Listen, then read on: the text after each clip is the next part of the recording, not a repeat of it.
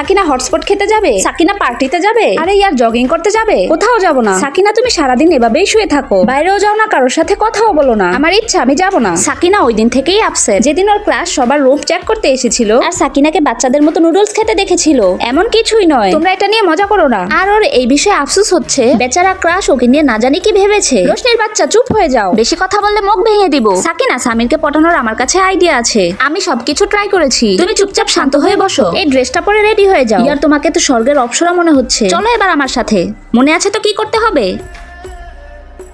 অন্ধ নাকি, দেখতে পাও না? আমি তো ঠিকভাবে হাঁটছি, ভুল আপনার ছিল। হ্যাঁ, এখানে তোমার ভুল ছিল, ওনার কোনো দোষ নেই। থ্যাংক ইউ আমাকে হেল্প করার জন্য। আমার মনে হয় তোমাকে আগে কোথাও দেখেছি। না, আমাদের আগে দেখা হয়নি। ফোন নাম্বারটা দেয়া যাবে? হ্যাঁ নিশ্চয়ই, আসছি, বাই। ইয়েস, প্ল্যান কাজ করেছে।